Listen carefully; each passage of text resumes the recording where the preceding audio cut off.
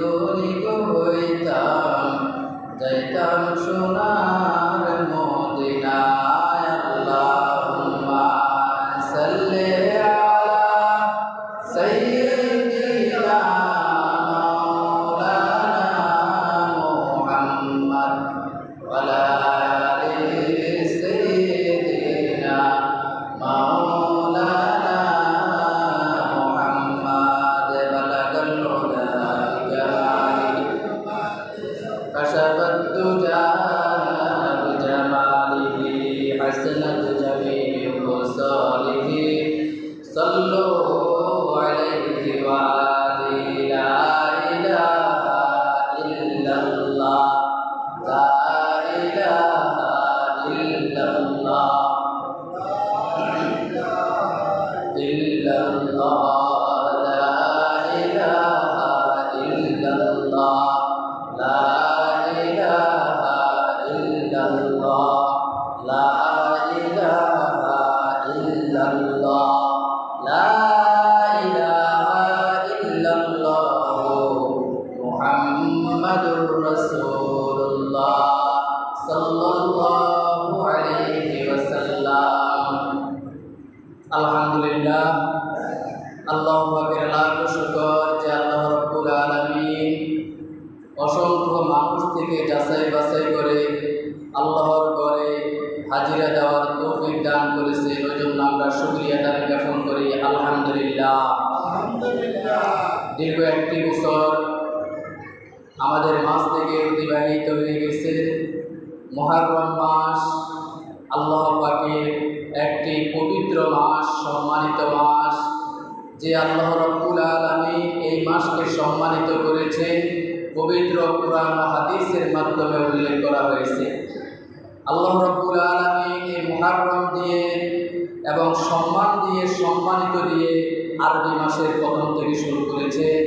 আমরা এই আরবি মাসের প্রথম জুমা আল্লাহ পাক আমাদেরকে একত্রিত করেছেন, মনোনীত করেছেন, একই সামিয়ানা আল্লাহর ঘরে বেষ্টন করেছেন। ওই জন্য আমরা আবারও শুকরিয়া জ্ঞাপন করি আলহামদুলিল্লাহ। এই মুহররম মাস যেখানে আশুরা বলা হয়, অর্থাৎ 10 তারিখে যে হুসাইন রাদিয়াল্লাহু তাআলা আনহু শহীদ হয়েছেন কারবালা প্রান্তরে, আমরা ওই ঘটনাটা জানি, কিন্তু কারবালার ঘটনা এবং আশুরার ঘটনা দুইটাই আলাদা, দুইটাই আলাদা। আশুরার যে বোঝানো হয়েছে 10 তারিখে উল্লেখ করা হয়েছে, সম্মানিত বোঝানো হয়েছে। আমাদের দেশে এই মুহররম মাসটা আসলে আমরা ছোটবেলা দেখছিলাম যে এই মাসে বিবাহ শাদী হইত না, বলতো যে এটা একটা অসম্মানিত মাস, মানে সাধারণ মানুষগুলো বলতো না। কিন্তু এই মুহররম মাসটা হচ্ছে পৃথিবী যে আল্লাহ রাব্বুল আলামিন সৃষ্টি করেছেন আসমান এবং জমিন, যে 6 দিনে সৃষ্টি করেছে, ওই সময়টায় মুহররম মাসের মধ্যে ছিল এবং ওই সময়টায় ছিল 10 মুহররম। এই জন্য মুহররম মাস অত্যন্ত সম্মানিত মাস। রজব, জিলকদ, জিলহজ, এই 4টি মাসকে আল্লাহ তাআলা সম্মানিত করেছে যুদ্ধ, বিগ্রহ, মারামারি, কাটাকাটি এগুলো থেকে এবং যে বিভিন্ন ধরনের খারাপিয়ত থেকে বাঁচার জন্য মানুষকে এই কাজগুলো করার জন্য উল্লেখ করেছে। হযরত মূসা আলাইহিস সালাতু ওয়াস সালামের জামানা, যে মূসা আলাইহিস সালাতু ওয়াস সালামকে সমুদ্রের মাছ থেকে যেদিন তাকে পরিত্রাণ দিয়েছেন, বাঁচিয়েছেন, ফেরাউনের কবল থেকে বাঁচিয়েছেন, ওই দিনটাও ছিল 10 মুহররম। সুবহানাল্লাহ। তাহলে ওই দিন আল্লাহ রাসূল সাল্লাল্লাহু আলাইহি ওয়াসাল্লাম, ইহুদি নাসারারা একটা দিন রোজা রাখত। তখন রাসূল সাল্লাল্লাহু আলাইহি ওয়াসাল্লাম জিজ্ঞাসা করত যে তোমরা কি কারণে একদিন রোজা রাখো? 10 মুহররম আসলে তোমরা প্রতি বছর রোজা রাখো, কেন রোজা রাখো? তো আমরা রোজা রাখি যে মূসা আলাইহিস সালাম আমাদের একজন পূর্বপুরুষ ছিল, আমাদের নবী ছিল, তো উনি ফেরাউনের সাথে দ্বন্দ্ব বিগ্রহ হয়েছিল, ওই জন্য আমরা একটা দিন সম্মানিত করে একটা দিন রোজা রাখি। তখন আল্লাহ রাসূল সাল্লাল্লাহু আলাইহি ওয়াসাল্লাম উপস্থিত সাহাবাদেরকে বললেন, মূসা আলাইহিস সালাম বললেন আমাদের নবী, ওনারাও নবীগুলি বিশ্বাস করে, কিন্তু ওরা তো শিরক করে। ওরা একটা রোজা রাখে, আমরা এখন 2টা রোজা রাখবো। অর্থাৎ আমরা 9 তারিখ 10 তারিখ রোজা রাখবো, না হলে 10, 11, 2টা দিন রোজা রাখবো। এই জন্য হাদিসের মধ্যে উল্লেখ আছে, যদি এই 9 এবং 10 তারিখ বা 10 এবং 11 তারিখ যদি কোনো ব্যক্তি মুহররম মাসের এই 9, 10 তারিখে রোজা রাখে, আল্লাহ তাআলা তার পিছনের সকল গুনাহ মাফ করে দেন।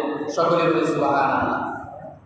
এবং পূর্বকার নবী রাসূলরা এই 10টি রোজা রাখতেন, একাধারে 1 থেকে 10 তারিখ পর্যন্ত এই রোজাগুলো রাখতেন। যখনই আমাদের নবী এসেছিলেন, আমাদের নবীর আমলে আসে আমাদের জন্য 30টি রোজা ফরজ করে রেখেছেন। ওই রমজান মাসটা হলো একবারে সুশোভিত একটা সম্মানিত মাস। রমজান মাসটা হচ্ছে আলাদা হিসাব, যেখানে কোরআন মাজিদ নাজিল হয়েছে, যেখানে লাইলাতুল কদর আছে, সেটা আলাদা একটা মাস, সেটা অতি সম্মানিত মাস। এই জন্য আল্লাহ তাআলা পবিত্র কোরআনে বলে দিয়েছেন, ইন্না ইদ্দাতাশ শুহুরি ইনদাল্লাহি 12 শাহরান ফি কিতাবিল্লাহ, নিশ্চয় তোমরা মাসগুলো গণনা করো। প্রত্যেক মুসলমানদের জানা উচিত আরবি মাসের কয় তারিখ এবং কোন মাস, এটা আমাদের জানা উচিত। কিন্তু আমরা হতভাগা লোক, আমরা জানি না। এটা জানা ফরজে কিফায়া। ফরজ 2 প্রকার। ফরজ কয় প্রকার? ফরজ হলো 2 প্রকার, ফরজে আইন, ফরজে কিফায়া। ফরজে আইন হলো সকল প্রাপ্তবয়স্ক লোকদেরকে অবশ্যই মানতে হবে। ফরজে আইন, নামাজ পড়া, রোজা রাখা, সামর্থ্য হলে হজ করা, হালালভাবে চলা, এগুলো ফরজে আইন। আর ফরজে কিফায়া হলো যেমন জানাজার নামাজ পড়া, যে একজন লোক মারা গেছে, এলাকার কয়েকজন মিলে তাকে দাফন কাফনের ব্যবস্থা করে কবরস্থানের মধ্যে পৌঁছিয়ে দেওয়া। যদি এরকম আইন করতো আল্লাহ তাআলা যে তার ছেলে মেয়ে উপস্থিত থাকতে হবে, তাহলে আমাদের কি অবস্থা হইত? তাহলে আমাদেরকে ছেলে মেয়ে ধরেন বিদেশে থাকে, ওখান থেকে আসতে হইতো, তাকে জানাজা দিতে হইতো, তাকে কবর দিতে হতো। কিন্তু না, এখানে ফরজে কিফায়াটা বোঝানো হলো কয়েকজন মিলে আদায় করলে আদায় হয়ে যায়।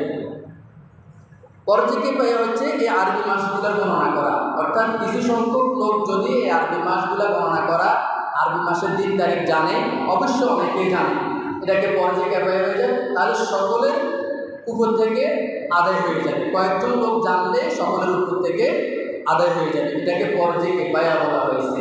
কারণ আমরা অনেক সময় মাসের 3 তারিখের হিসাব আমরা জানি না, বাংলা মাসের হিসাবও আমরা কম জানি, ইংরেজি মাসের হিসাবও অনেক সময় আমরা জানি না, তারপর আরবি মাসের হিসাবও জানি না। এই জন্য এই মাসগুলোকে, আরবি মাসকে ফরজে কিফায়ার সাথে তুলনা করেছেন। বলেছেন, নিশ্চয় তোমরা এই মাসগুলোকে গণনা করো কিতাবিল্লাহি ইয়াওমা খালাকাস সামাওয়াতি ওয়াল আরদ, যে এই দিনগুলোর মধ্যে আল্লাহ তাআলা খালাকাস সামাওয়াত, আসমান সৃষ্টি করেছেন, ওয়াল আরদ, এবং জমিন সৃষ্টি করেছেন। কয় দিনে? 6 দিন। আল্লাহ ইচ্ছা করলে 6 সেকেন্ডেও সৃষ্টি করতে পারে, কিন্তু কাজের ধারাবাহিকতার জন্য আল্লাহ তাআলা এই সিদ্ধাতে আইয়ামি সুম্মাস্তাওয়া আলাল আরশ, আল্লাহ তাআলা এই আসমান জমিন 6 দিনে সৃষ্টি করেছে মানুষকে বোঝানোর জন্য। আমাকে আপনাকে সৃষ্টি করার জন্য আল্লাহ তাআলা অনেক হিকমত দিয়েছেন। 40 দিন পর পর একটা মানুষের তৈরি অঙ্গ প্রত্যঙ্গ হয়ে থাকে। আল্লাহ ইচ্ছা করলে একদিনেও তো একটা মানুষ তৈরি করে ফেলতে পারে, কিন্তু ক্রমান্বয়ে আল্লাহ তাআলা ধীরগতিতে মানুষকেও বড় করেছেন। এজন্য বলা হয়েছে ইয়াউমা খালাকাস সামাওয়াতি ওয়াল আরদ মিনহা আরবাআতুন হুরুম, এর মধ্যে হারাম, অর্থাৎ হারাম বলতে ওই হারাম না, নিষিদ্ধ না, অর্থাৎ এখানে যুদ্ধ, বিগ্রহ, মারামারি, কাটাকাটি বলা হয়েছে যে এই মাসগুলোর মধ্যে তোমরা বিপদ আনিও না। কিন্তু কাফের ইহুদিরা এই মাসগুলোকে তারা ছিন্ন করে করে যুদ্ধ বিগ্রহ করতে থাকে। যখনই রমজান আসবে দেখবেন একটা ভেজাল সৃষ্টি হয়ে যায়, যখনই কোরবান আসবে একটা ভেজাল সৃষ্টি করে দেয়, এরকম থাকবে।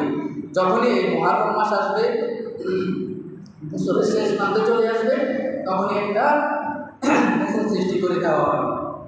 জালিকা দীনুল কাইয়্যিম, এটা হলো পরিপূর্ণ একটা দিন, এটা একটা দিনের ব্যবস্থা। ফালা তাজলিমু ফীহিন্না আনফুসাকুম, তোমাদের মনের মধ্যে, তোমাদের দিলের মধ্যে, তোমাদের আত্মার মধ্যে কখনো জুলুমিয়াত, কখনো অনাচার, অত্যাচার এই মাসগুলোর মধ্যে আনিও না। এই মাসগুলোকে অত্যন্ত সম্মানিত করেছেন। ওয়াকাতিলুল মুশরিকিনা কাফাতান, এটা মুশরিকদের আচরণ, এটা মুশরিকদের আচরণ। কামা ইউকাতিলুনাকুম কাফাতান, বলা হয়েছে যে এটা মুশরিক ইহুদিদের আচরণ, তোমরা এই আচরণগুলো মুসলমানদের মধ্যে তোমরা আনিও না। তারপরে বলেছে ওয়ালামু, তোমরা জেনে রাখো, আন্নাল্লাহা মাআল মুত্তাকিন, এটাই হলো মুত্তাকিদের জন্য সব ব্যবস্থা। যারা আল্লাহকে ভয় করে তারা এই মাসগুলোর মধ্যে কখনো যুদ্ধ বিগ্রহ করে না। যখনই কাফের ইহুদিরা এই মাসগুলোর মধ্যে যুদ্ধ বিগ্রহ করে, তখন আল্লাহ তাআলা এবং আল্লাহ রাসূল ঘোষণা দিয়েছে, তখন তোমাদের উপরে যখন ঝাঁপিয়ে পড়বে তখন তোমরাও ঝাঁপিয়ে পড়ো। আয়াতের বিপরীতটা বোঝানো হয়েছে, এই মুহূর্তে সবাইকে মেরে ফেলছে, তোমরা কোরআন হাদিসের পরিপ্রেক্ষিতে বসে আছো, মারামারি কাটাকাটি করতেছো না, তখনই না তোমরাও রুখে দাঁড়াইতে হবে। ওই দিনগুলোকে তারা বেছে নেয়। এই জন্য বলা হয়েছে, আল্লাহ রাসূল সাল্লাল্লাহু আলাইহি সাল্লাম বলল, আমি বছর আসসানাতু ইসলাম আশারা শাহরা, আমি বছরকে 12 মাসের মধ্যে পরিপূর্ণ করে দিয়েছি। এই 12 মাসকে তোমরা সম্মানিত করবে, যেমন মুহররম, সফর, রবিউল আউয়াল, রবিউল সানি, জামাদিউল উলা, এরকম 12টি মাস ধারাবাহিকভাবে আছে। এই 12টি মাস অবশ্যই আমরা মুখস্থ করার জন্য চেষ্টা করব। এই মাসগুলোর মধ্যে সম্মান করে দেওয়া হয়েছে, তোমরা সম্মানিত মাসগুলো বুঝে বুঝে তোমরা ইবাদত করো। তাহলে মুহররম মাস হলো সম্মানিত মাস, ইবাদতের মাস। এই মাসের মধ্যে অন্তত অনেকে রাখে, 10টি রোজা রাখে। এখানে অনেকে হাসান এবং হুসাইনের ঘটনাগুলো, কারবালা প্রান্তরের ঘটনাগুলো, সেটা ভিন্ন ব্যাপার, সেটা আলাদা ব্যাপার, সেটা নিয়ে ইনশাআল্লাহ আলোচনা হবে। এই জন্য আল্লাহ রাব্বুল আলামিন এই মাসের মধ্যে মানুষ বানাইছে। এই পৃথিবীটার মধ্যে আল্লাহ তাআলা পৃথিবী তৈরি করেছে। পৃথিবী তৈরি করার পর আল্লাহ তাআলা এখনো মানুষ বানান নাই, জিন জাতিকে পৃথিবীর মধ্যে চলাফেরা করার জন্য ব্যবস্থা করে দিয়েছেন। ওই জিন জাতি আল্লাহর ইবাদত করতেছে, কিন্তু জিন জাতি এমন বেশি ইবাদত করতেছে, তার চেয়েও বেশি তারা নাডামি, তারা শয়তানি, তাদের আচরণ খারাপ হয়ে গেছে, একজন একজনের সাথে মারামারি সৃষ্টি করতেছে। তখন আল্লাহ রাব্বুল আলামিন ওই জিন জাতিকে বলল, তোমরা আমার পৃথিবী থেকে সরিয়ে যাও। যখন রাহাজানি মারামারি শুরু করে দিল, আল্লাহ রাব্বুল আলামিন ওই জিন জাতিকে বলল, তোমরা এই পৃথিবী ছেড়ে যাও। তখন আল্লাহর কাছে তারা ফরিয়াদ করলো, ও পরওয়ারদিগার আলামিন, আপনি তো আমাদেরকে সৃষ্টি করেছেন, এখন আমরা কই যাব? তোমরা সমুদ্রের পাড়ে, সাগরের পাড়ে, তারপরে বন জঙ্গলের মধ্যে তোমরা চলে যাও। এই জিন জাতির মধ্যে যারা খারাপ তাদেরকে আমরা শয়তান বলি, আবার মানুষের মধ্যেও যারা খারাপ তারাও এক ধরনের শয়তান। মিনাল জিন্নাতি ওয়ান নাস, জিন জাতির চেয়েও মানুষ জাতি অত্যন্ত মারাত্মক। আল্লাহ রাব্বুল আলামিন ওই জিন জাতিগুলোকে পৃথিবী থেকে সরিয়ে দেওয়া হয়েছে। পৃথিবী থেকে সরিয়ে দেওয়ার পর আল্লাহ রাব্বুল আলামিন ফেরেশতাদেরকে বলল, তোমরা এই পৃথিবীর মধ্যে যাও, তোমরা আমার ইবাদত করো। ফেরেশতারা ইবাদত করতেছে, যে যে অবস্থা আছে ওই অবস্থায় ইবাদত করে।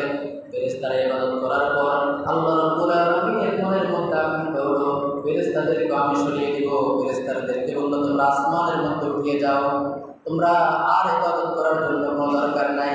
ফেরেশতারা আরো গুজার করলো, হে বলার দেখা গেলানি, আমরা কেন যাবো? আমরা তো কোনো মারামারি কাটাকাটি করি না, আপনি যা অর্ডার দেন তাই তো আমরা করি, কিভাবে আমরা এই পৃথিবী থেকে সরে যাই? না, তোমাদেরকে বলছি তোমরা চলে যাও, আমি খলিফা সৃষ্টি করবো। ইন্নী জাইলুন ফিল আরদি খলিফা, আমি এই জমিনের মধ্যে খলিফা সৃষ্টি করবো। খলিফা সৃষ্টি করবে, তো আমি মানুষ তৈরি করবো, আদম এবং হাওয়া আলাইহিস সালামকে আমি তৈরি করবো। তখন আদম এবং হাওয়া আলাইহিস সালাম আদমকে তৈরি করেছে, আদমকে তৈরি করেছেন পোড়া মাটি দিয়ে, লাল মাটি দিয়ে আল্লাহ রাব্বুল আলামিন তৈরি করেছে। ওই মাটিটাও পৃথিবী থেকে বানানোর পর পৃথিবীটা পানি ছিল, ওই পানিগুলো ঘুরতে ঘুরতে ঘুরতে ঘুরতে যেরকম একটা ফেনা হয়, লাল আবরণ হয়, ওখান থেকে মাটির চাকা হয়েছিল। ওখান থেকে মাটির চাকা হওয়ার পর ওই মাটির চাকাটা পৃথিবীর মধ্যে আল্লাহ রাব্বুল আলামিন ছড়িয়ে দিয়েছে। তো কিছু জায়গার মধ্যে আল্লাহ তাআলা খালি রেখেছেন, কিছু জায়গার মধ্যে বালু মাটি রেখেছেন, কিছু জায়গার মধ্যে সাগর রেখেছেন। এখন এই মাটিটা যখন ছড়িয়েছিল এখন পানির উপরে ভাসতেছে, তখন আল্লাহ রাব্বুল আলামিন যখন ভাসতেছে মাটিকে দাফা দেওয়ার জন্য আল্লাহ তাআলা পৃথিবীর মধ্যে পাহাড় তৈরি করে দেওয়া হয়েছে। পাহাড় দিয়ে মাটিটাকে ধরে রাখছেন। যখনই কিয়ামত হবে এই পৃথিবী থেকে আগে পাহাড়গুলো উঠিয়ে নেওয়া হবে। যখন পাহাড় উঠিয়ে যাবে আপনি দেখেন একটা তক্তার মধ্যে যখন প্যারাক মারা হয়, জলি মারা হয়, ওই তক্তাটা আর নাড়াচাড়া করে না। যখন আপনি এই প্যারাকটা উঠিয়ে নেওয়া হবে তখন তক্তাটাও আপনার জন্য উঠাইতে সহজ হয়ে যাবে। এই পৃথিবীটা বানানোর জন্য আল্লাহ রাব্বুল আলামিন পাহাড়কে দমন করে দিয়েছেন, রাখার জন্য আল্লাহ তাআলা পাহাড়কে টিকে রাখার জন্য আল্লাহ তাআলা দিয়েছেন। এই জন্য পাহাড়টা হবে, ওই জন্য পাহাড়টাকে এভাবে ধরে রাখছেন পৃথিবীটা। ওখান থেকে আল্লাহ রাব্বুল আলামিন আদম থেকে তৈরি করেছেন, আদম থেকে হাওয়াকে তৈরি করেছেন। তাদের কোনো মা বাবা নাই, মা বাবা থেকে নাই, বিদায় আল্লাহ তাআলা তৈরি করতে পারেন। হযরত ঈসা আলাইহিস সালাতু ওয়াস সালামকে বাপ থেকে তৈরি করেছে। মারইয়াম আলাইহিস সালাতু ওয়াস সালাম হলেন ঈসা আলাইহিস সালাতু ওয়াস সালামের মা, তার বাবা না। এজন্য খ্রিস্টানেরা বলে যে মারিয়াম হলো আল্লাহ তাআলার স্ত্রী, নাউজুবিল্লাহ। এই জন্য তারা ওই রকম বিশ্বাস করে, শিরক করে। আল্লাহ রাব্বুল আলামিন আদম আলাইহিস সালাতু ওয়াস সালামকে সৃষ্টি করে এবার বলছে তোমরা বেহেশত দোজখ বানাই দিয়েছেন, এবার বলছে তোমরা বেহেশতের মধ্যে বসবাস করো। তখন বেহেশতের মধ্যে বসবাস করার জন্য ওখানে গিয়েছিলেন, বসবাস করতেছে। এবার শয়তান তাদের মধ্যে কুমন্ত্রণা দিয়েছিলেন। শয়তান 80,000 বছর ইবাদত করেছিলেন। কত হাজার বছর? অর্থাৎ ফেরেশতাদের সর্দার যার নাম ছিল আযাজিল ফেরেশতা, 80,000 বছর ইবাদত করেছেন, তারপরে তো শয়তান হয়ে গিয়েছিল। দেখছেন, ইবাদতের গুণ থাকতে হবে। তখন তিনি আল্লাহর কাছ থেকে 3টা জিনিস চেয়েছিলেন। আমি কিছুদিন আগে কথাটা বলেছি। ওই 3টা জিনিসের মধ্যে হলো 1 নাম্বার, আমি বনি আদমকে সবসময় কুমন্ত্রণা দিব। সবসময় কি দিব? কুমন্ত্রণা দিব। যখন ইচ্ছা, যেভাবে ইচ্ছা ওইভাবে সুরত ধারণ করব। 3 নাম্বার হলো পৃথিবীর এক প্রান্ত থেকে অন্য প্রান্ত আমি যেন দৌড়াদৌড়ি করতে পারি, ওই পাওয়ারটা আমাকে দিবেন আল্লাহ রাব্বুল আলামিন। শয়তানকে ওই 3টা পাওয়ার দিয়েছিলেন। তখন এরকম আদমের কাছে গিয়েছিল, যাই বলে তোমরা তো এখানে সুখ শান্তিতে আসো, তোমাদের কি কোনো অসুবিধা নাই তো? না, আমাদের কোনো অসুবিধা নাই, কিন্তু একটা অসুবিধা আছে। আদমে বলে একটা অসুবিধা, যাই ওখানে সালাম দিছে আর আদমে সালাম নেয় নাই।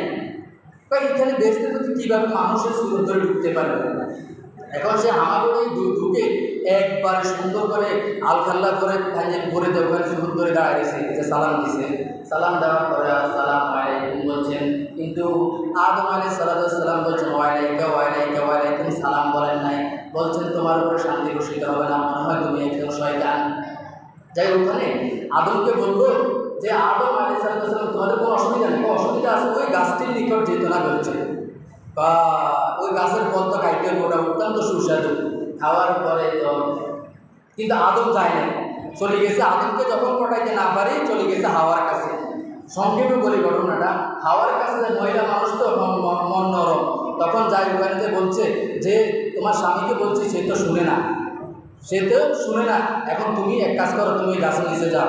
তারা আদম হাওয়া একসাথে হয়েছিলেন। বললে এই লোকটা আসলে এত সুন্দর আচরণ করতেছে, তুমি কেন তার কথা শুনতেছো না? আমরা যাই গাছের নিচে যাই। যাওয়ার সাথে সাথে ফল খাওয়ার সাথে সাথে আল্লাহ তাআলার নূরের পোশাকগুলো তার কাছ থেকে গায়ে থেকে সরে দিয়ে চলে গেছে।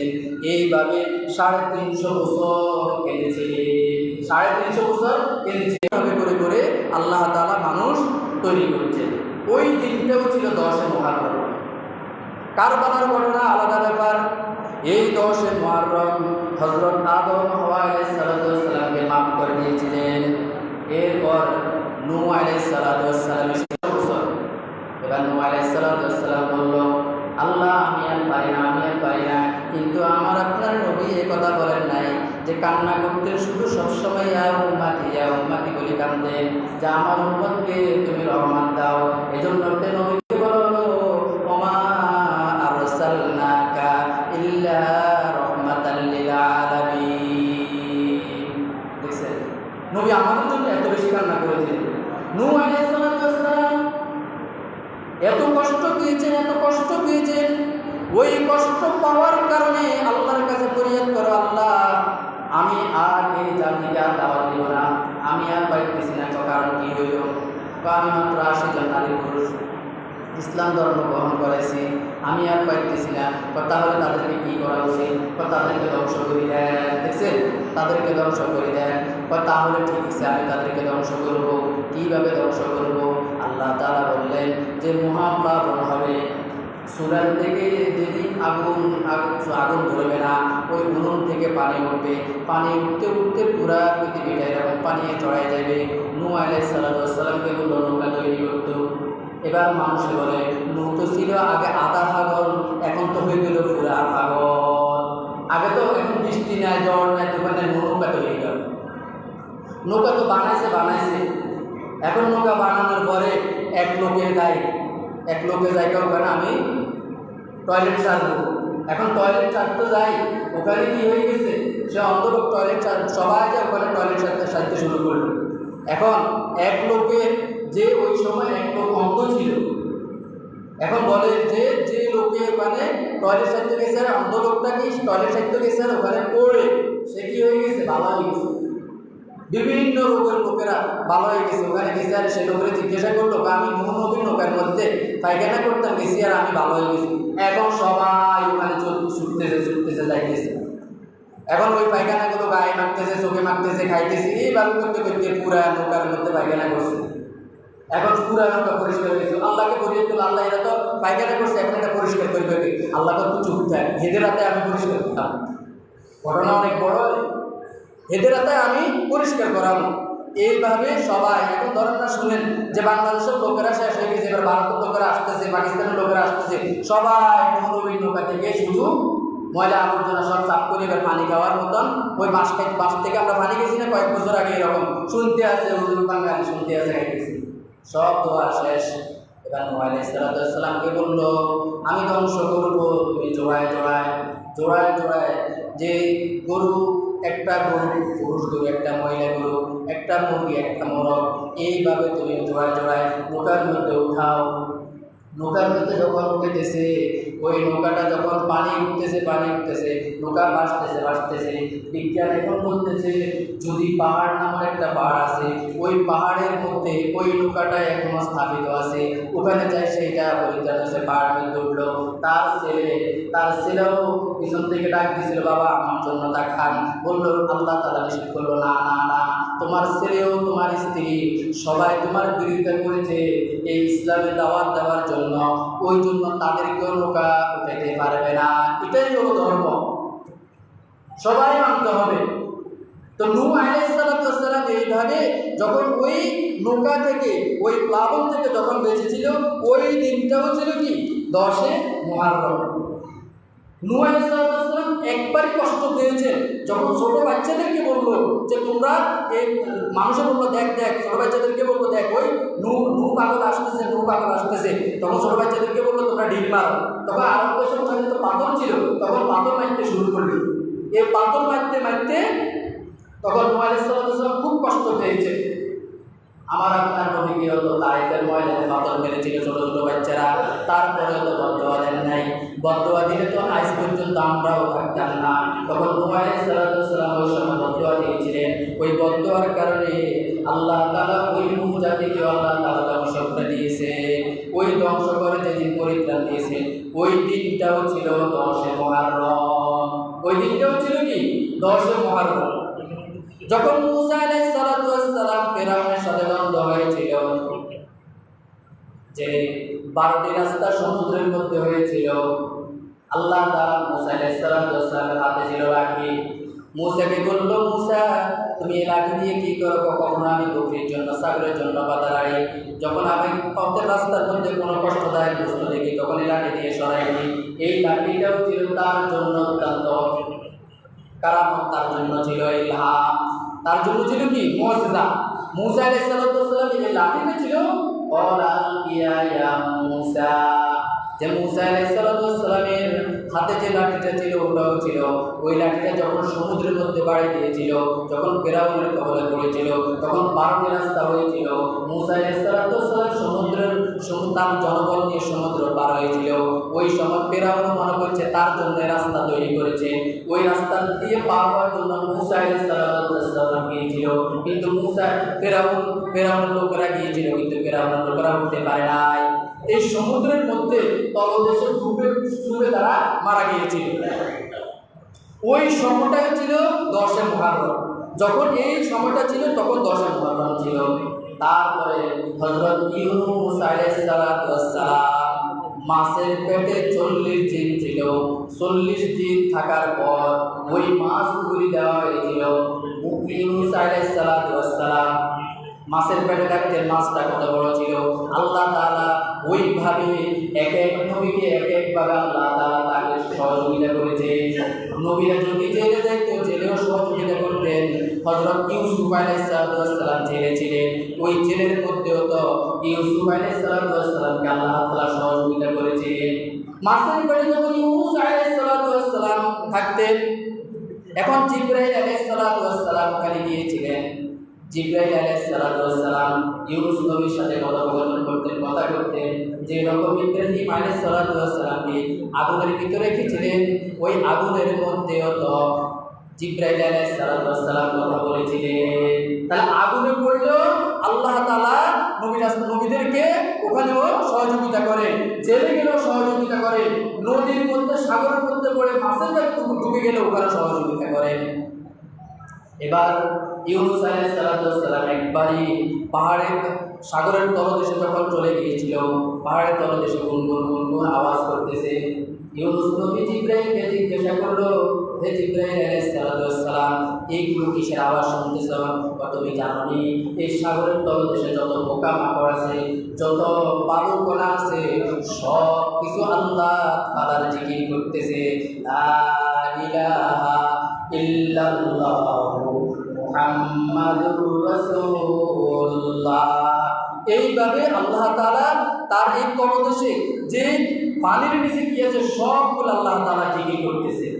জিকিরের এত মূল্য, এজন্য কাজ তরুণতা সব কিছু আল্লাহর সেজদায় অবনত আছে, সব কিছু আল্লাহ তাআলা জিকির করতেছেন, কিন্তু আমি আপনি বুঝি না। ওই ইউনূস নবী যখন মাছের পেটে ছিল, ইউনূস নবী বলে, হায় আফসোস, আমি যেখানে আসি জিকির আজকাল তো করতে পারি না, আমি জিকির করবো কি? তখন আল্লাহ তাআলা শিখিয়ে দিয়েছেন, তুমি এই জিকির করো, লা ইলাহা ইল্লা আনতা সুবহানাকা ইন্নী কুনতু মিনাজ জালিমিন। যেটাকে আমরা বড় বড় দোয়া বলি, এটাও কোরআনের আয়াত। আল্লাহ তাআলা ওই ইউনূস নবী যখন মাছের পেটে থাকিয়ে জিকির করেছিলেন, ওই জিকির করার সাথে সাথে মাছ তার পেট থেকে বলে দেওয়া হয়েছিল। ওই দিনটাও ছিল 10 মুহররম। ওই দিনটাও কি ছিল? 10 মুহররম। এইভাবে আল্লাহ রাব্বুল আলামিন 10 মুহররমের অনেক ঘটনা আছে।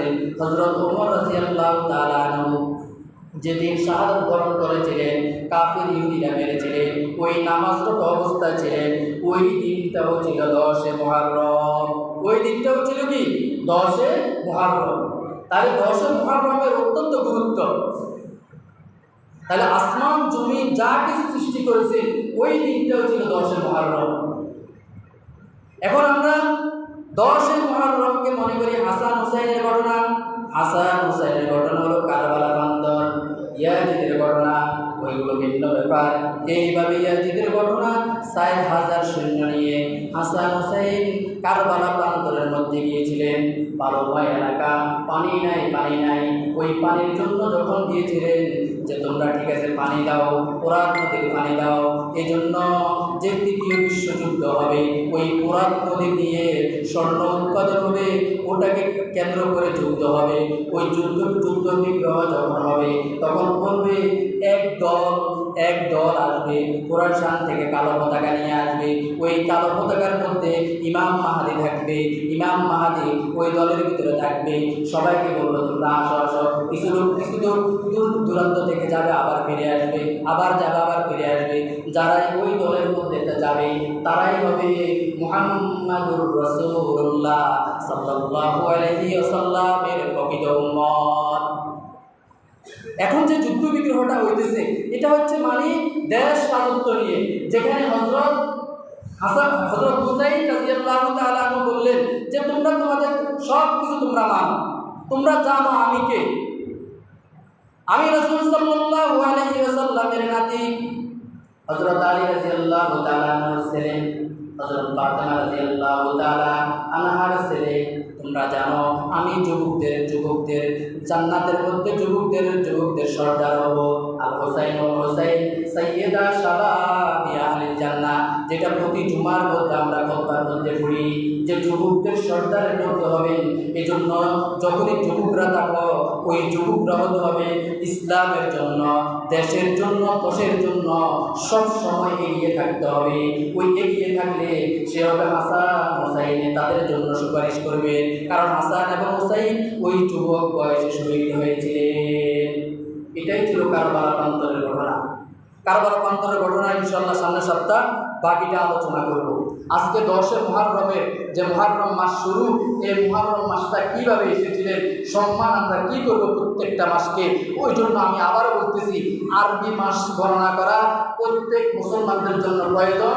অন্তত এটাকে ফরজে কিফায়া বলেছেন, জানতে হবে এখন কোন মাস কয় তারিখ।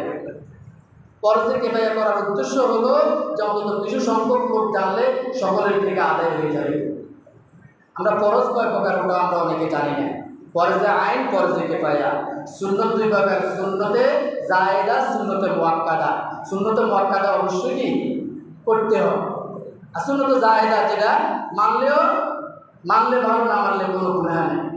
কিছু কিছু সুন্নত অবশ্যই আমরা সুন্নতগুলো আগায় নিতে হবে, ফরজগুলো আগায় নিতে হবে, নফলগুলো আগায় নিতে হবে, তাহলে না আমি পরিপূর্ণতা পাবো। যা আমার 1 টাকা থাকলে আমি 5 টাকার জন্য আশা করি, 5 টাকা থাকলে আমি 10 টাকার জন্য আশা করি, 10 লাখ থাকলে আমি 1 কোটির জন্য আশা করি, 1 কোটি থাকলে আমি 10 কোটির জন্য আশা করি। এরকম আল্লাহ তাআলাও আমার আপনার জন্য এরকম আমল চাইবেন। আবার কিছু কিছু লোককে বলে বিনা হিসাবে জান্নাত দিবেন, সেটা ভিন্ন ধরনের লোক। আমরা বসে থাকলে হবে না, আমরা যতটুকু পারি আমরা আমল করব। তাহলে আমরা এই মুহররম মাস আমরা অন্তত 2টা রোজা রাখার জন্য আমরা নিয়ত করব। আর অনেক লোক আছে যে অন্তত এই প্রতি মাসে, আরবি প্রতি মাসের 13, 14, 15 এরকম 3টা রোজা, এটাকে আইয়ামে বীজের রোজা বলে। অনেক মুরব্বীরা আছে, অনেক মহিলারা আছে মাসে রোজা রাখে। রোজা রাখলে আমার আপনার শরীর অত্যন্ত ভালো থাকে। এদের কিছুদিন আগে যে কুরবানের যে রোজাগুলো গেছে, 2টা রোজা, 3টা রোজা, কেউ 10টা রোজা রেখেছে, এরকম রোজাগুলো রাখবে। রোজা রাখলে শরীর ভালো থাকে, আপনার ডায়াবেটিস হবে না, আপনার মানে শরীর নিয়ন্ত্রণে থাকবে। আপনার এই ডাক্তারে বলে যে আপনি 12 মাস খাইতেছেন, আমাদের এখন খাওয়ার কারণে আমাদের রোগ বাড়ে। এজন্য চেষ্টা করবেন যুবক বয়সে রাখার জন্য চেষ্টা করবেন, বৃদ্ধ হলে তো বুঝবেন না, তখন অত্যন্ত কষ্ট হবে। জন্য প্রত্যেক মাসে চেষ্টা করবেন 1-2টা করে রোজা রাখার জন্য। এখন এই মুহররম মাস অন্তত 2টা রোজা, যে মুসা আলাইহিস সালামের জমানায় ইসরায়েলের অর্থাৎ ইহুদিরা তারা বনি ইসরায়েলের লোকেরা 1টা রোজা রাখতো। আল্লাহ রাসূল বলছেন আমার উম্মতেরা 2টা রোজা রাখো, কারণ ওদের থেকে আমরা বেশি থাকবো। কারণ আমরা চেষ্টা করবো যে আমরা ডানপন্থী আমরা বেশি বেশি কাজ করবো। আল্লাহ পাক আমাদেরকে এই কথাগুলো আমল করার তৌফিক দান করুক। আমরা সালাত পড়ি।